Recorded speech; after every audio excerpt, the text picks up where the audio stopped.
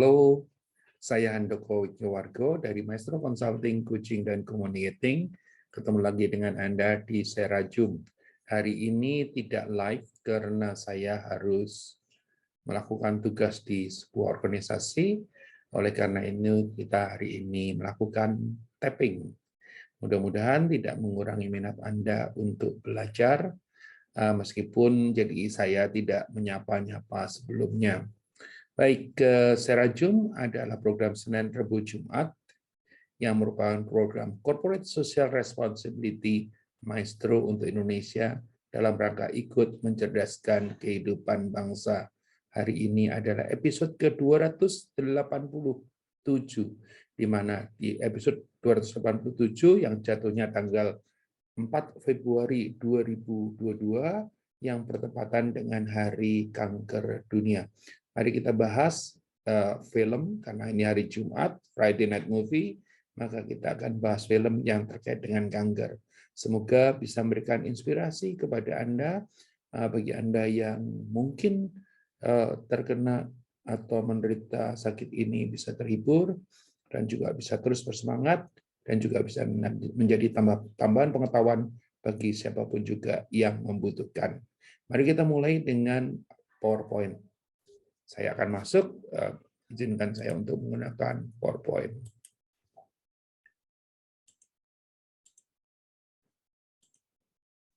Baik, saya cari dulu. Ya. Siap. Keluar sudah belum? Oke. Ya, sudah keluar ya. Baik, teman-teman semua yang ada di sini, kita akan mulai. Saya besarkan dulu gambar saya agar jangan terlalu kecil. Film yang akan dibahas adalah berjudul 50-50, yang film yang berdasarkan true story. Ya, kita akan coba bahas termasuk lesson learn-nya. Seperti saya tadi sudah sampaikan, hari ini tanggal 4 Februari diperingati sebagai Hari Kanker Sedunia. Jadi kita akan bahas adalah Hari Kanker Sedunia ini dibuat tanggal 4 Februari 2000 pada acara World Summit Against Cancer for the New Millennium di Paris, ya, digagas oleh UICC atau Union for International Cancer Control, sebuah organisasi yang didedikasikan untuk meningkatkan kesadaran kanker secara global. Pada tanggal itu dideklarasikan dalam Charter of Paris Against Cancer, ya, ditandatangani oleh Presiden Prancis waktu itu adalah Chirac, dan Direktur Jenderal UNESCO yang menjabat saat itu yaitu Koichiro Matsuura. Ya, itulah kenapa kok hari ini kita pilih film yang based on true story yang membahas tentang kanker. Baik, untuk itu saya akan bahas satu persatu satu film inspirasional tentang seorang yang berjuang untuk melawan penyakit ini dan based on true story. Filmnya berjudul 50-50. Seperti kita sudah bisa bayangkan, 50-50 ini biasanya orang menggunakan kata-kata ini adalah untuk bicara tentang kemungkinan sesuatu. Ya, nah dalam kasus ini tentu saja adalah kemungkinan untuk bertahan hidup. Ya, baik, kita lanjutkan, teman-teman semua. Mari kita masuk materi. Seperti biasa, materi ini direkam dan kemudian akan dipostingkan di YouTube Maestro Handoko Maestro. Ya, Anda bisa tonton, Anda bisa bagikan kepada pihak lain, Anda bisa berikan like, Anda bisa berikan komen, ya. Dan jangan lupa terkait dengan akunnya, silakan subscribe dan pencet belnya. Lanjut dulu. Terkait dengan 50-50, ya sebetulnya banyak film tentang kanker, ya, tetapi kita coba pilih film yang gimana, yang based on true story, film yang menginspirasi dan lesson learn-nya cukup bagus. Ya, film ini dirilis 2011, merupakan film yang tidak baru. Yang menarik adalah ini film drama komedi yang diambil dari kisah nyata penulis naskah yang bernama Will Reiser. Ya, Reiser didiagnosis mengidap kanker yang langka setelah cukup sering merasakan rasa sakit pada tulang belakangnya. Jadi terus apa yang terjadi? Nah, ini pemain-pemainnya. ya. Anda mungkin kenal ada Joseph Gordon-Levitt, ya, ada Seth Rogen, ya. Kalau Seth Rogen saya sering menyebut namanya karena dia menjadi pemain di Kung Fu Panda, ya. Ada Anna Kendrick dan ada Bryce Dallas Howard, ya. Baik, kita akan lanjut dulu. Film ini cukup mendapatkan banyak penghargaan, ya. Kita lihat di situ penghargaannya, ada penghargaan dan banyak tentu saja penghargaan lain, ya, karena cukup menginspirasi film ini. Ya, nah kita akan membahas sinopsisnya, ya. Dengan membahas sinopsisnya kita harapkan bisa mendapatkan inspirasi daripadanya. Adam ini, ya, tokoh utamanya si Adam ini adalah seorang jurnalis radio yang berusia 27 tahun didiagnosa mengidap penyakit kanker langka setelah ia sering merasakan sakit pada tulang belakangnya. Terus apa yang terjadi kemudian? Mengetahui keadaannya, Adam pun berusaha untuk menerima kondisinya dengan perasaan tenang dan meyakinkan dirinya bahwa semua itu akan baik-baik saja. Tentu saja saya pernah membahas masalah ini dengan sudut pandang yang lain, cerita tentang bagaimana orang biasanya kalau menghadapi sesuatu dia akan mulai dengan denying, ya, dan sebagainya. Anda kalau suka nonton itu, suka tentang pendekatan itu, ada materinya di Andoko Maestro, di YouTube Andoko Maestro. Ya, terus kita akan teruskan lagi. Ya, sejak didiagnosa mengidap kanker, Adam rutin melakukan kegiatan barunya seperti kemoterapi dan bertemu terapis. Ya. Nah, tidak sendirian, Adam mendapat dukungan penuh dari sahabatnya Kyle. Ya. Ini dalam kehidupan nyatanya, ini pemainnya ada main di dalam film ini juga. Ya, karena nanti akan kita bahas di behind the scene. Oke, suatu hari Adam merasa memiliki harapan yang lebih besar saat akan melakukan operasi pengangkatan tumor yang ada di tubuhnya. Namun, perasaannya kembali terombang-ambing setelah ia sadar bahwa kemungkinan hidup pasca operasinya hanya sebesar 50-50. Jadi 50-50 seperti biasa, ya, kalau kita tanya kemungkinannya gimana, 50-50 dalam banyak hal, ya. Kalau dalam kayak kasus ini adalah kemungkinan hidup dan kemungkinan meninggalnya 50-50. Oleh karena itu dijadikan judul daripada film ini. Terus kita coba bahas behind the scene-nya, ya. Will Reiser, ya, ini lahir tahun 1980, seorang produser dan penulis naskah dari film 50-50 dan Jamaica, ya. Reiser pada usia 24 tahun didiagnosa berpenyakit langka di bagian tulang belakangnya. Terus ketika Reiser sakit, ia adalah produser associate producer, ya, di serial komedi HBO, ya, bersama temannya Seth Rogen. Jadi Seth Rogen sendiri seperti kita lihat tadi ikut main di dalam film tadi. Seth Rogen di dunia nyata merupakan sahabat Reiser yang menemaninya di saat-saat terpuruknya, dan itu di dalam filmnya juga muncul, ya, dia akan muncul sebagai orang yang menemani daripada si Will Reiser. Terus nah kita akan membahas sedikit tentang lesson learned dari 50-50 movie, ya, diambil dari dua sumber, ya. Kita akan coba lihat di yang pertama adalah tentang cerita tentang kalau menghadapi sesuatu, telling your family. Setelah Anda didiagnosa penyakit Anda, anggota keluarga Anda berhak untuk mengetahuinya.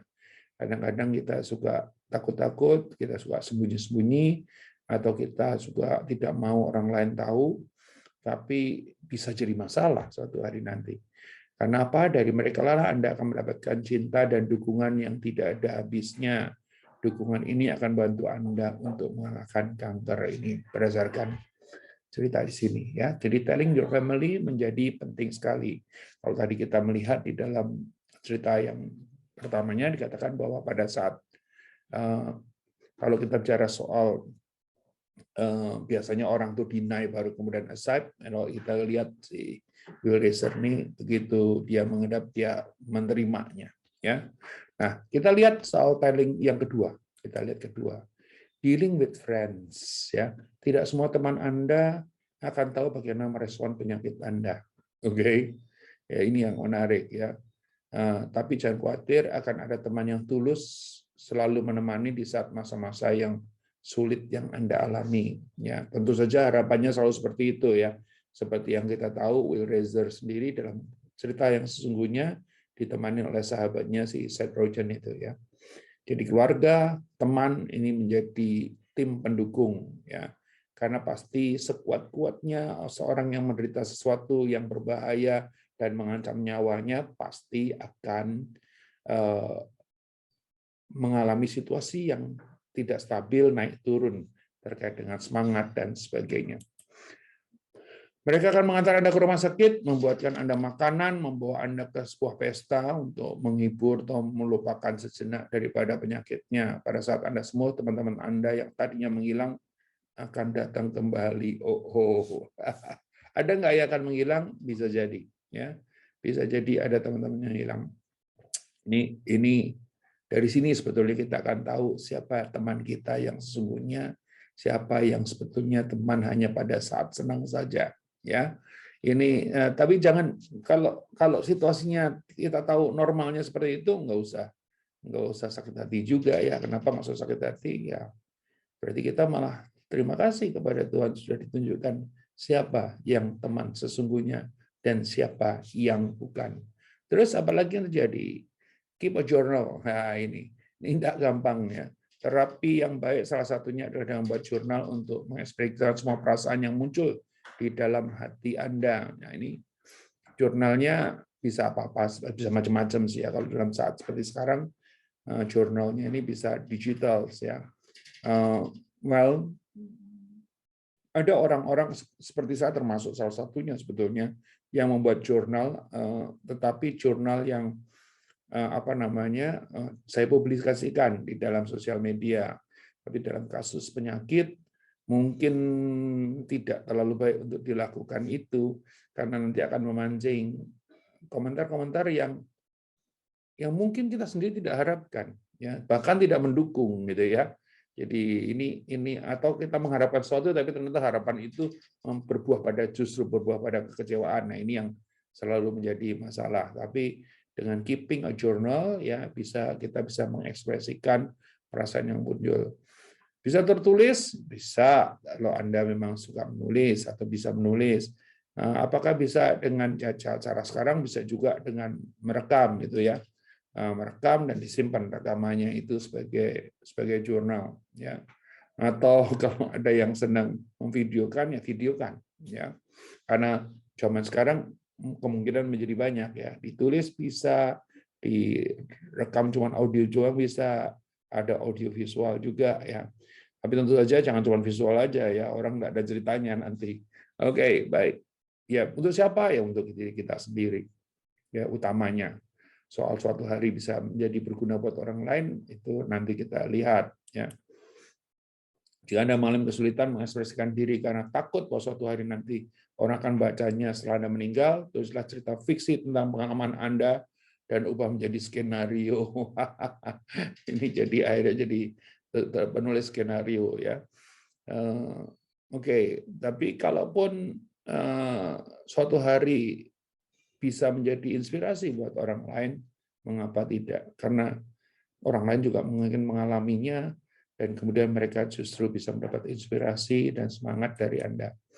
Ya, nomor 4, what to do when life throws you a curveball. Ya, ketika hidup memberi Anda kabar buruk yang tidak terduga, seperti didiagnosa kanker, Anda tidak dapat memprediksi bagaimana reaksi orang. Ya, mereka yang memberi respon positif dan menjaga Anda tetap waras adalah sesuatu atau seseorang yang spesial. Jumlahnya tidak banyak. Nah, mungkin saya mengalami pengalaman yang lain, tidak pengalaman yang sama ya. Kadang-kadang kita tuh punya ekspektasi pada saat kita mengalami kesusahan. Kita mempunyai ekspektasi kepada orang-orang tertentu ya untuk care terhadap kita atau untuk membantu kita. Tetapi justru pada saat itu orang-orang tertentu tadi yang kita harapkan itu justru tidak memberikan apa yang kita harapkan. Nah, sebetulnya kadang-kadang yang dilakukan adalah kita suka menyalahkan orang tersebut. Oh gitu ya, gitu ya. Tetapi yang sebetulnya paling salah adalah kita sendiri karena kita yang punya harapan. Ya, mungkin yang paling baik adalah jangan punya harapan terhadap orang tertentu, tapi menghargai yang memberikan perhatian. Ini mungkin lebih bernilai dan lebih tidak akan menjatuhkan perasaan kita, emosi kita, ataupun semangat kita. Wrestling with mortality when given a limited time are low odds of survival. Ya, mortalitas Anda ditantang ini, ya, terutama ketika Anda berusia di bawah 30 tahun, Anda banyak kehidupan belum Anda jalanin, ya. Kadang-kadang suka kebayang, aduh, aku belum ini, aku belum itu, tapi kok sudah dekat pada kematian, ya. Perjuangan batin dan emosi yang seperti roller coaster, ya, naik turun dengan kecepatan yang berubah-ubah, ya, mulai dari keterkejutan, penolakan, kemarahan, hingga isolasi, jadi terus kemudian menjadi pendiam, memisahkan diri dari lingkungannya dan sebagainya. Oke, nah teman-teman semua, ini saya minta juga tidak hanya berupa cerita, tapi bagi yang membutuhkan, ya mungkin Anda juga bisa meriset sendiri. Saya minta kepada tim Maestro Angels untuk tim research untuk meresearch apa aja sih sebetulnya ada yang terkait dengan kanker. Tentu saja tidak lengkap sekali, tapi mudah-mudahan bagian yang membutuhkan bisa dipakai. Ya, ada Yayasan Kanker Anak Indonesia. Didirikan tahun 2001, berfokus pada pemenuhan kebutuhan pengobatan dan pemulihan untuk menderita kanker khusus anak. Ya, YKAI, Yayasan Kanker Anak Indonesia. Nah, terus ada Yayasan Kanker Indonesia, organisasi nirlaba yang bersifat sosial dan kemanusiaan di bidang kesehatan, khususnya dalam upaya penanggulangan kanker. Didirikan tahun 1977, ya, oleh Dr. Muhammad Hatta dan juga Profesor Siwa Besi, serta 15 orang pemerhati kesehatan lainnya. Saya ingat sekali sebuah pengalaman yang tak terlupakan buat saya adalah suatu hari Kalista masih kecil gitu ya, dia punya mendapatkan proyek dari sekolahnya untuk melakukan sesuatu, menjual sesuatu, tapi terus kemudian harus harus untuk kegiatan sosial gitu ya. Dan saya ingat waktu itu saya ke sekolah, terus kemudian melihat Kalista dan teman-temannya jualan kaos yang didesain khusus oleh mereka sendiri, dicetak khusus oleh mereka sendiri, dan kemudian hasilnya didonasikan untuk Yayasan Kanker Indonesia. Nah, hal yang sederhana seperti ini sebetulnya membuat kalau saya misalnya melihat bahwa anak-anak itu menjadi care for others, ya, dari kecil sudah diajarkan bahwa kita mungkin lebih beruntung, ada mungkin yang kurang beruntung, atau ada mungkin yang sedang menderita sehingga butuh bantuannya, ya. Jadi waktu itu saya ingat sekali, ya, di rumah heboh dengan teman-temannya bikin proyek ini, bikin proyek itu gitu kan, bikin kaosnya, ya lepas dari masalah lepas dari masalah hasilnya sebetulnya ya belum maksimal tentu saja ya, karena masih belia sekali waktu itu, mungkin sekitar 10-12 tahunan barangkali gitu ya, tapi menurut saya sangat luar biasa, dan saya melihat dengan mata kepala sendiri, saya mengamati dari jauh bagaimana anak-anak itu menjual. Kebetulan hari itu ada PTM, Parents Teacher Meeting, ya. Jadi diambil momen khusus di PTM sehingga banyak orang tua datang, dan kemudian mereka mengambil posisi di dekat sebuah pintu yang dimana orang itu pasti akan melewatinya. Nah, yang menarik adalah anak-anak itu ya menjual dengan melakukan pendekatan yang menarik, ya. Jadi mulai dengan menjual satu, mereka menceritakan ini untuk kepentingan itu gitu ya. Terus kemudian mereka mulai menambah dengan misalnya kalau sudah beli satu, ini untuk tante gitu ya. Nah, untuk om sekalian ya tante, ada ukuran besarnya, misalnya seperti itu. Dan yang saya tidak pernah lupakan adalah ketika tak lama kemudian itu habis stok mereka gitu kan. Jadi Ternyata mereka tuh nyesal sekali. Kenapa kok kita bikinnya cuma sedikit gitu ya? Karena tadinya mereka memperhitungkan, risikonya besar banget nih kalau sampai nggak laku gitu kan. Nah ini sebetulnya pembelajaran yang banyak sekali di sekolah, belajar untuk melakukan kegiatan sosial, belajar juga untuk melakukan bisnis ya dengan perhitungkan risiko ya. Dan itu yang menarik ya. Oke, terus apalagi Yayasan Kanker Payudara Indonesia ya, organisasi nirlaba mitra pemerintah untuk menggalakkan kegiatan penyuluhan dan penanggulangan kanker payudara di Indonesia. YKP ini resminya 2015, tadinya bernama Yayasan Kesehatan Payudara Indonesia yang didirikan tahun 2003 ya. Ada banyak ini ibu-ibu pejabat yang mendirikan pada saat itu. Terus ada lagi Love Pink Indonesia. Nah, ini mungkin ada sedikit videonya. Organisasi nirlaba yang berfokus pada kegiatan sosial, deteksi dini dengan cara sadari, periksa payudara sendiri, sadanis, periksa payudara secara klinis, dan pendampingan bagi sama perempuan dengan kanker payudara. Ya, kami pernah mengundang, didirikan oleh 2 orang yang merupakan survivor, yaitu Santi Persada dan Madelina Mutia pada tahun 2011. Pada tahun 2014, Loving menjadi yayasan Daya Darah Indonesia dengan ketua salah satu adalah Samantha Barbara. Nah, saya sempat mengundang Ibu Samantha Barbara yang menjadi ketua pada saat itu satu tahun setengah yang lalu ya, Oktober 2020 dalam acara sejam bersama Handoko Wijngowargo ya, di mana menjadi pertanyaan adalah jadi kami menjadi bagian daripada yang pendukung ya. Oke, dan waktu itu kita fundraising dan mendapatkan hasil yang lumayan ya.